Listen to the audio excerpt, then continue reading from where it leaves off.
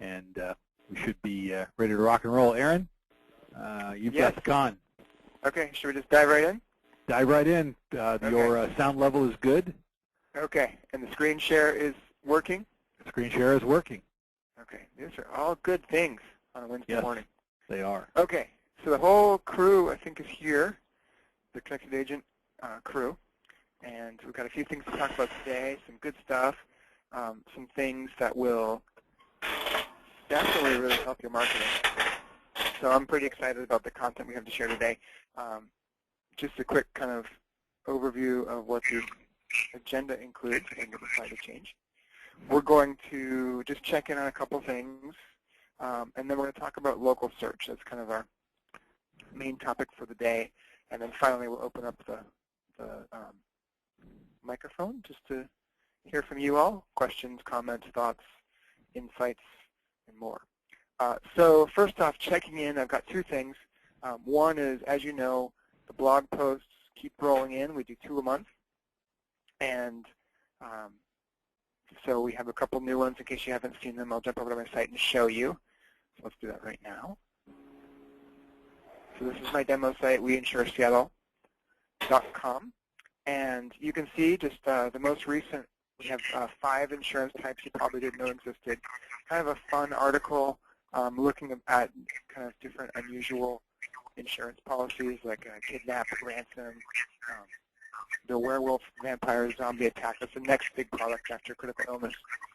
Cyber insurance, wedding insurance, and then body part insurance. So kind of some fun stuff. This is a good article to share. It's kind of a good way to keep talking about insurance in kind of a lighthearted way. So if you haven't taken a look at this article yet, do so after this call.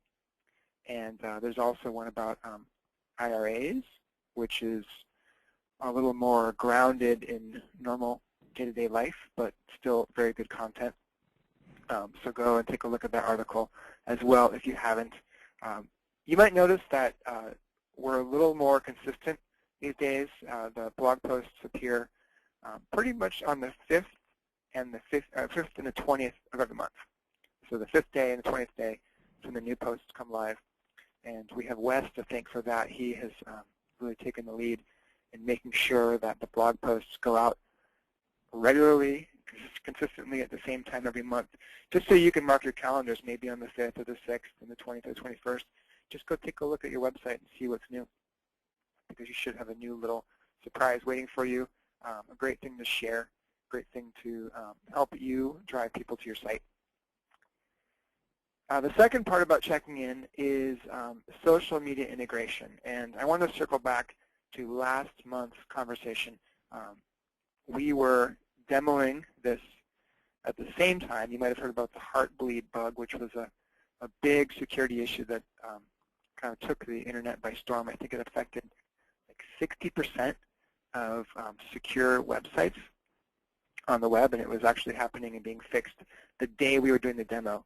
And that caused a lot of glitches, a lot of headaches, because Facebook, Twitter, and LinkedIn were all hit by this bug, as was Google and a lot of other places. And so they were closing out access to their secured ports as we were demoing. So there were a lot of glitches, a lot of problems with getting social media integration to work. And we've gone and done some things on our end to do some better, what we call error handling, to test to make sure everything works. So if you've had any problems with the social media integration, if you went through this and tried to do it and couldn't get it to work, there's a simple way to fix things. And so it's probably worth going in and doing this if it hasn't worked for you right now, which is to go into your control panel here, down to the blog sharing section, and just clear all the boxes. So make sure there's no blue border around them, and then save. And then what you can do is go through one at a time, and then click on each one, authenticate it, and then save it. And I'll actually just show you this process just so you can see what you need to do to reset your blog sharing settings. So we'll go back to my browser. I'm already here at the site settings page, which is under Manager Site. You'll see the bottom choice, Site Settings. So what you'll do is go here, scroll to the bottom, and if you have the lines around the Facebook, LinkedIn, and Twitter icons, just go and click on them to remove the lines. So that's step one. Just unselect them. And then save the settings. What that's going to do is it's going to clear the connection between your website and the social networks. And then once that's done, you can go through one at a time. So I'll do Facebook first. You'll click on that. It actually is going to go to Facebook. And you can see the page reloaded, and it tells me that it's now allowing Facebook. So I'll go in. I'm just going to save this connection. I'll do the same thing with LinkedIn. And LinkedIn might ask you to log in if you're not already logged in. So I'll just say allow access. And now we're back here, and you can see it says allow LinkedIn.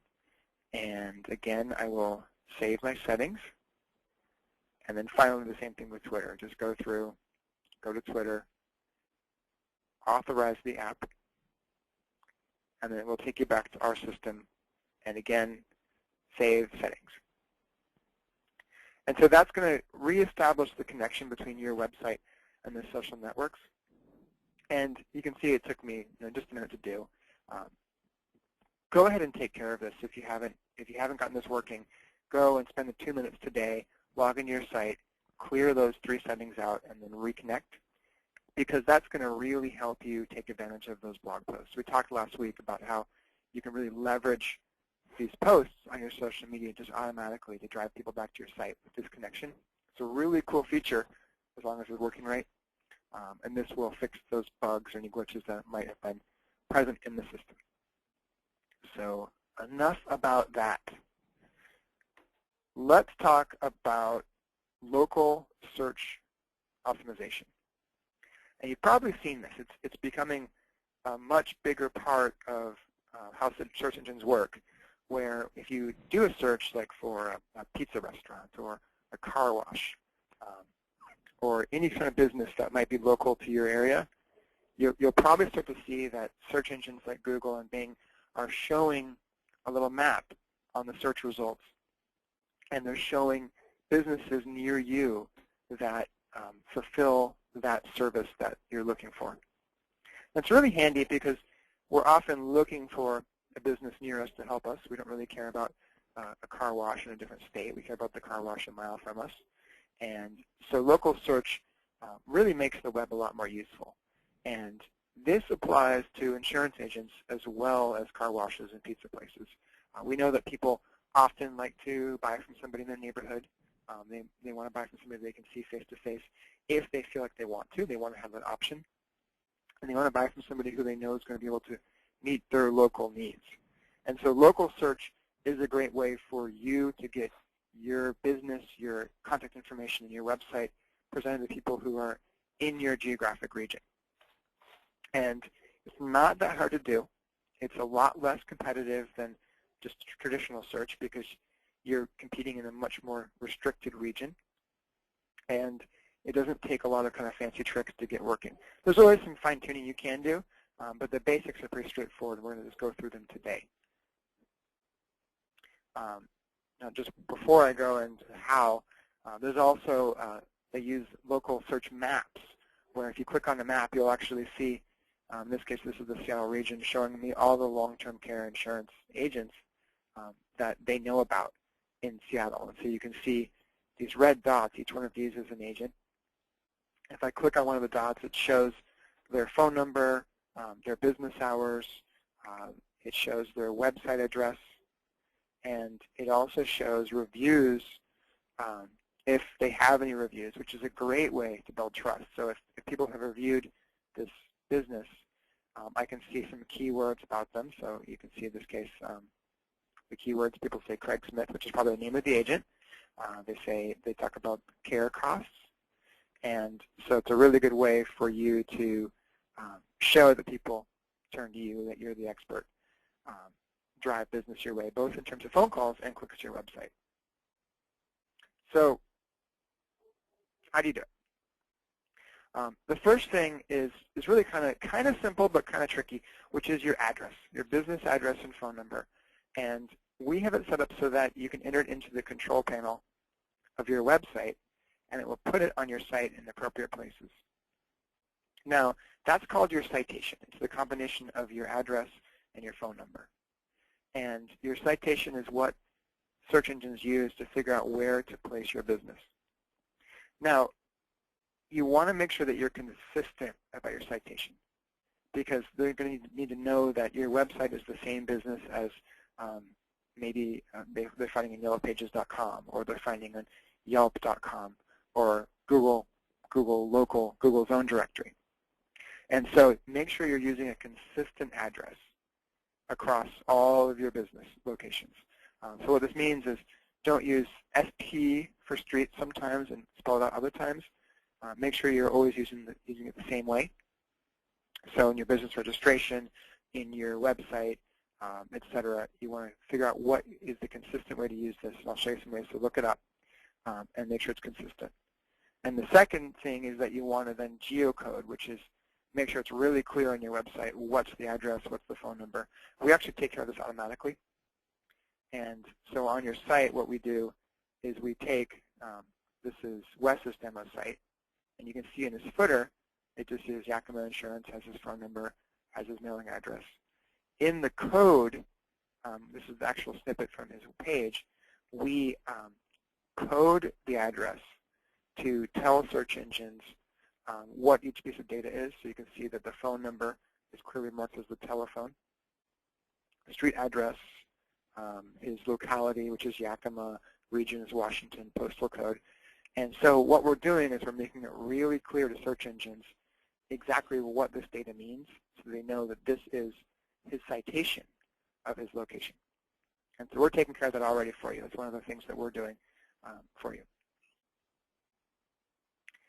Okay, the next step is to then go and claim your business profiles. And here are probably the four most important ones. There's lots of them, but I think these are the four most important. The first one is Google Places for Business. The second is Bing. The third, Places.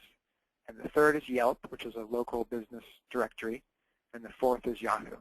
And we'll put links to all four of these into the LinkedIn group, so you can just go click on the link. It takes about 5 minutes for each one. You do have to verify your physical address. And so they want to make sure if they don't already know your business address, they're going to want to verify it potentially by mailing you something, a code you can enter in. So you'll need to use the physical address you receive mail at. But you'll go through each of these processes. It takes about 5 minutes each to get your business listed or to claim a listing that's already there. Hey, Aaron, now remember, go ahead. Sorry. Oh, I was just saying, remember to be consistent about your citations. So use your phone number, your address, your business name the same for all four of these as it is on your website. So Mike, what's the question? We had a question regarding the efficacy of physical address versus P.O. box. I presume from what you just said a minute ago that they would want to use the physical address. They're going to want to use a physical address if possible. Now, okay. If we go back and look at that map that I had a picture of here, you can see that they actually show a street view photograph of the business location. And I realized that lots of insurance agents work out of their house, as I do. And so what you'll see often is just a picture of a house here. And that's okay. I wouldn't worry about that. It's not going to, people are not going to be too concerned about that. And they probably will look right past it. If it's a post office box, there's a good chance that they're not going to match up the location that you're in. And so they might just drop you from local listings. There's also some tricks people are doing which is causing problems where they are getting post office boxes in regions that they want to be listed in, but they're not actually physically there. So I might think, well, Bill Gates lives in Medina, so I should get a post office box close to his house, and maybe I'll land him as a client. That's not going to work. And so they're actually being pretty aggressive about removing post office boxes if they think it doesn't match the business location. So that's a good question. Okay, so claim your business profiles, and I will put a link to all four of these on the LinkedIn group so that you can go and just click through really quickly and fill these out. And the third is to get lots of reviews. And Jonas, I know this is something that you have some tips on, so why don't I pass the microphone to you, and you can talk about ways to get reviews Okay, can you hear me? Am I coming in loud and clear? Yes, you are. Okay, great. Well, there's 4 basic ways. Obviously, you can do it via phone, via email, via website, or even via a handwritten transcription. But what you really want to do, what's most importantly, I think, about it, is do it immediately after you've completed a sale or had a positive interaction with someone that you've educated. You want to make it really easy for your customers. You don't want to send them to a link that's not working, so you always want to make sure that what you're sending them isn't broken, that it's an easy process for them. Most likely, chances are they could be very technology challenged, so maybe even talking them through what to do, but also telling them why it's so important, too. Let them know that it actually helps you immensely. And then reposition these reviews to support building your brand, your profile. I ask for recommendations, which is pretty much your review from people that I've worked with or clients that I have on LinkedIn. And I've actually repositioned those onto my personal website. I've used them in my rotator at the top. I have them in hard copy materials that I distribute. And because nothing says it more than someone that you've built trust with. And so it's just really important to constantly be doing. You can't ever ask enough because not everyone's going to do it. Just remember that. But once you get a solid base, and if you happen to be selling remotely, try and focus on the ones that are across the U.S. It shows you have a bigger footprint of educating and selling products.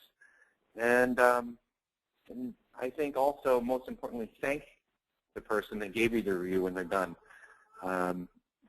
First place, easiest place to start would be with a customer's email address, and just always follow up initially, probably within the first 3 days of after you've had interaction with them, and just a little reminder on how much you'd appreciate it, and you'll be surprised at how willing people will be to support your review. Any questions? Or Aaron, you said Can I ask a question? Sure. What happens if you get a bad review from say, a disgruntled family member that you don't get along with, and any way to control that stuff? Well, on where I maximize my reviews, I don't accept them. Luckily, I oh, you do accept. Oh, okay. So there is. Aaron can talk to more color within the Connected Agent platform, and I can see where that could be a little more prominent when you're working with a product where your health buys it, not your money, or dealing with someone on claim, and they're just, as you said, disgruntled versus maybe a marketing project like Aaron and I do. Aaron, can you comment on the review? Yeah, there's a few things to that. The first is which these people already can go and write reviews about you. So in the case of LinkedIn, if somebody writes a review, you can choose to approve it or deny it. In the case of Google Plus and Yelp, you can't filter those. Those just show up. But those people already can go and do that. Even if you don't claim your profile, they can still go and look you up just based on your phone number and write a review if they want to. So if they haven't already done it, you're probably not at too big of a risk. I just have a bipolar sister. That's all I was asking for. Gotcha. One of the great things about Jonas's recommendation of asking people is you don't ask people who will give you bad reviews to write a review. So sure. So you want to find the happy customers, the people that are really satisfied that you've done a great job with, the people that you feel would want to help you out. Oh yeah, I just measure that there's certain people in your life that you can't control. Yep, and you can't control them. And they, like I said, they already can go and do this. And so, yeah. So. It was just a question. Go big. Don't want to take too much of your time. Okay. No, it really is a good question. It's a real concern that I think that we all have. These days of information that you can get, and people can say as many good things as bad things, and it's just a control. branding, Yes. I guess. Yes. You know. And also, people reviewing reviews or reading reviews, they weigh them out, and they often will spot when somebody has a bone to pick with you that might not be relevant to them. Sure. And so, if you get 5 good reviews and 1 bad review, you'll kind of drown out the bad news. Wes, do you have anything you want to add to this? I know you have some experience with this. Yeah, one of the things you can do is one of the best things you can do is immediately following a bad review is just try to seek more good reviews, and eventually that bad review will get pushed down further and further. And in the case of like Google Places, it'll fall off the front page oftentimes. So that would be my suggestion, is the way to control that is just to follow up with some more good reviews to push that negative review down further. I like that. Get out and work. The bottom line. Great. Hey, Aaron, we did have another question about take a minute and review or go over the process for doing the review again. So the process for doing the review, it varies by site. So what you'll want to do is contact your customers, like Jonas was talking about. Do it in person or by phone or by email, and direct them to the channel that you want them to review you at. So include, a recommendation of, can you go to Yelp and write a short review of me, or even here's a link to my Yelp page. It would really help me out if you could go and do a review. From there, the process is really simple. They just, if they have an account, they log in. If not, they have to create it pretty quickly. And then they usually give you a ranking between 1 and 5 stars, and can write their comments. So it's a really simple process to write a review. Anything else about reviews? More questions while we're here? No, nothing so far. I think we're good at this point. Okay. All right, moving on. I mentioned before the importance of keeping your citations accurate and consistent, and it can be hard to do, to kind of figure out, okay, who's mentioning you, where, what directories you're listed in. Are you on yellowpages.com? Are you on Angie's book? Are you on Yelp? Are you on Bing, Google, Yahoo, etc.? So here's a free tool, and we'll link to this also in LinkedIn. It's a company called Moz that has some local search tools, including this one that if you go to, type in your business name and zip code, they will compare all of the listings for that and show you which ones are slightly different. And they'll even go through, and I think they look at about 40 different top local business directories to see which ones you have a listing on, and then also how complete your listings are. So it's a great way for you to go and just kind of compare your citations, and then maybe pick a few more directories that you can get listed on to improve the strength of your citation and improve your listings for local search. So with that, unless there's any more questions about local search and that stuff, let's open up the forum and kind of hear from you all. All right, we got everybody unmuted, except for a couple people that didn't put in their PIN codes. I would ask everybody, as always, that if you're not speaking, to hit *6 on your phone so that you're individually muted. That way we don't get the background noise, dogs barking, car alarms going off, etc. So one quick thing to cover by way of information for everybody. June 11 will be our next user group.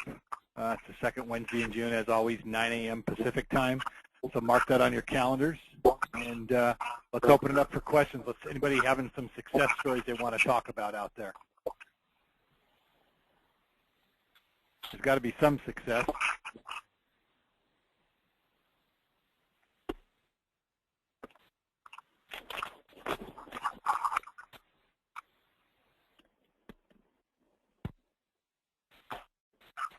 Well, hopefully somebody's having some success, right? Because we're not hearing about it here. All right, well, are there challenges out there that folks are having that we can cover and let the tech wizards behind the scenes here help you sort it out? Any areas you're having challenges?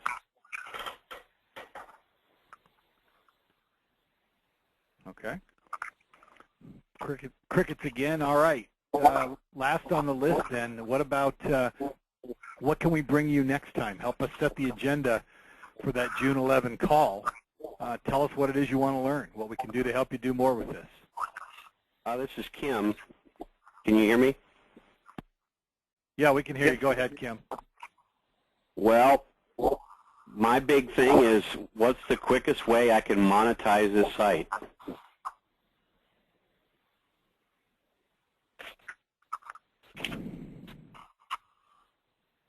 Well, it's a good question. What are you doing to make people aware of it?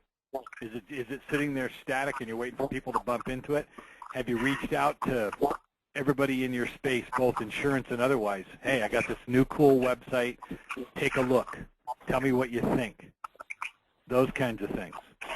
We've recommended this to virtually everybody that's in the program. We're not hearing a lot of feedback back from folks that they engage in that, so I'm not sure whether it's happening or not.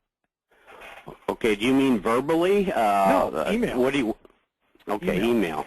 Okay. It's a lot easier to send an email out to a bunch of people than, I mean, you can call them if you want, but it's easier to send them an email. Plus, you can also include the link. They can click on it and go right there. Okay. Maybe you can put an example of that. Or, So I mean, it largely depends on what you've done. So you know, things like local search, that's a great way to help drive traffic to your site. Certainly all the stuff we've talked about in the previous user group meetings. If you haven't attended all of those, go back and watch the videos, and each one will have a couple of good action items that will help you drive more people, more sales to your site. There are some really simple, low-hanging opportunities here. Like if you haven't already announced your site to everybody you know, to send an email out, just letting them know the site's there. Often that will just jog people's memory that they have a question they want to ask you about, or they had a need they hope you can fill. So really, the answer to your question is really dependent on what you've done so far. Okay, well here's a specific. How could I drive people from my Facebook page that would go on my Facebook page to this site? Do I put a little ad on the right side? I'm not sure how to do that. You can do ads on LinkedIn, or sorry, on Facebook. We haven't talked about those, but you can certainly do that. We have these blog posts that we're putting out twice a month, and if you haven't linked your site to your LinkedIn page, go ahead and do that, because that will automatically post new blog posts to your Facebook page when they show up. And what it's going to do is it's going to get those blog posts in front of all of your connections on Facebook. And so sometimes, things might jog their thinking. If we go back and look at the different blog posts that are here, things like 5 smartphone apps to help you live a healthier life. That's just kind of general interesting to people. And so that's going to drive clicks through to your website. They're going to want to read about this. It will bring them to your site. And then from there, they might start branching out and reading about different products that you offer. And so sharing these blog posts on social networks is a great kind of low-hanging fruit opportunity to bring people to your site, generate leads, generate sales. You can do the same thing via email. So you might just send an email out to everybody you know that just says, hey, I have this, you think insurance is dry?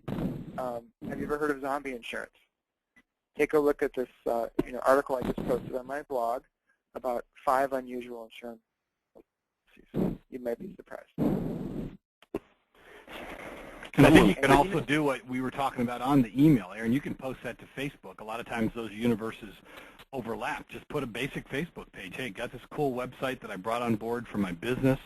I'd encourage everybody to take a look at it. Let me know what you think. Give me some feedback, et cetera. And now you got people that are picking it up as a result of that going forward. Okay. Well, here's a suggestion I have, and pardon me if I'm hogging this whole thing, but maybe next month you could make an example, starting out with a new agent that just got his Connected Agent website, and then here's some steps, you know, A through Z to get up and running, to getting your thing. Because where I'm at is I kind of fell off the grid for about 3 or 4 months, and so I'm just now starting to get back in. I'm just now starting to get billed for this website. So I want to monetize it so that it's worth my while to stay in the group.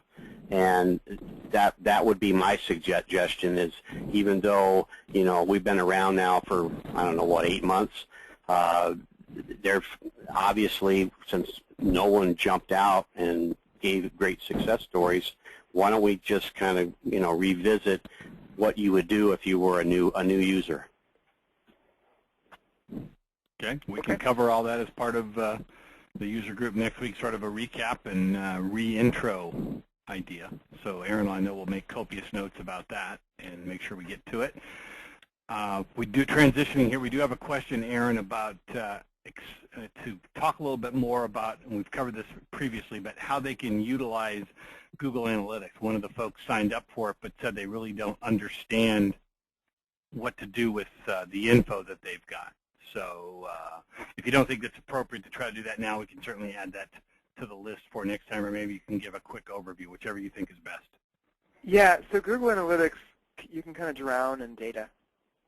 There's a lot of stuff there, a lot of things to click on, a lot of data, and I find the best way to use Google Analytics is to go in there with a specific question. So, you know, ask yourself a question about your website. What, you know, for example, what pages are most popular on my site? What is everybody looking at? And then you can go into Google Analytics and you can see what the top content on your site is and figure out what pages are most popular. Or you can ask a question, you know, what state are people coming from? Are they coming from my state, or are the people finding me from outside of my state?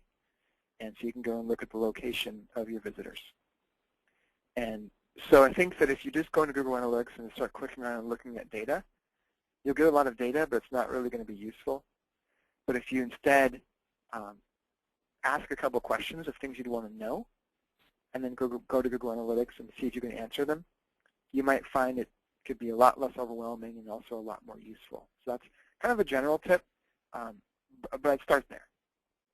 And maybe in another webinar we can kind of go through more detail about how you can use Google Analytics to get to kind of more granular levels of insight on your site. Perfect. All right. Question from one of our folks. So we talked about this before, I think, but let's circle back. The blog posts and whether they've been shared to our networks, and if so, when we were doing that. Through Facebook, I presume, or not Facebook, but LinkedIn. But go ahead. Yeah. So last month we went through how to connect your website blog to your 3 social network profiles: LinkedIn, Facebook, and Twitter. As I said at the beginning of the call, there were some technical glitches, a combination of bad luck, and then we didn't have good error checking on our end to figure out if the connection was successful or not. Caused a lot of people's connections not to work properly. So there's a chance that your blog posts have not been shared, and so I would just go look at your social media profiles, and you'll see them if they're there.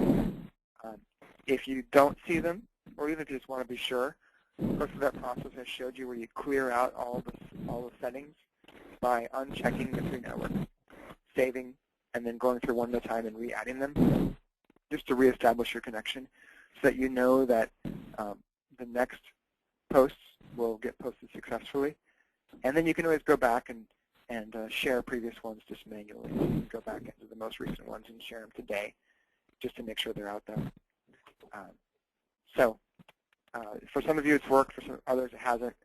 Go look at your social media pages just to see which category you're in. Aaron, we just got a late success story. Jeff Olson's out there, but he's having a lot of problems with feedback and stuff on his phone, so he didn't want to say anything and subject us to feedback. But he wanted to note 2 things. Number 1, the bogus leads have pretty much trickled down to nothing, and he got his first actual lead and a resulting sale from it. And he does note at the end that time and effort equals results.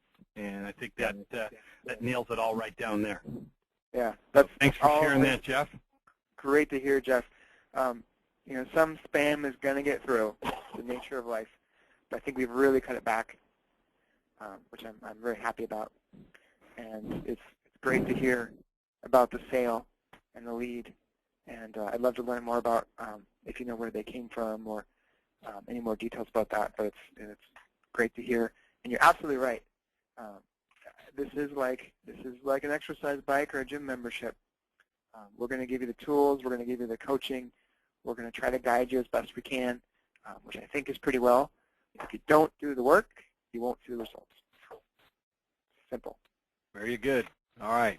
Good summation. Okay. One last pass through for any questions. Anything we can do to help you? Particularly, do you have ideas on what you want to see? We picked up a couple here, but anything else that you want to see on the agenda? Again, June 11th, 9 a.m. Pacific time. Mark that on your calendars. That'll be our next user group meeting. So this is Kim again. I got an idea. Can you hear me okay? yeah, we can hear you. Go ahead. Okay.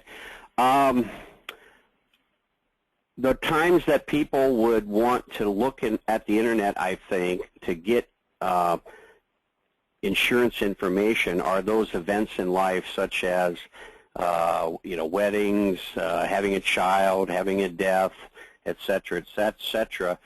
Maybe with a little bit of thought, there might be a way of driving people that are looking, during those times, being able to capture when they first get on. And I'm not sure how to do that, but I do know from the real estate thing that 85% of the people that start their search for a house start online. So if you're not online, you're dead, in these days. And I'm thinking that if there's somehow that we can capture them when they're looking,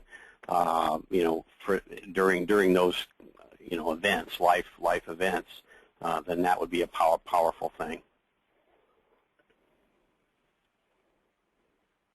That's good feedback, and something we'll think about and see if there's ways we can apply that. We could do something with zombie wedding. No. All right, good idea. We'll take a look at that, see what we can come up with in that area. So we're headed towards 20 minutes to the top of the hour. Going to wrap this up. One last pass through for questions. Thanks everybody for your time, Connected Agent team, Wes, Travis, Jonas, Aaron, and myself, Mike.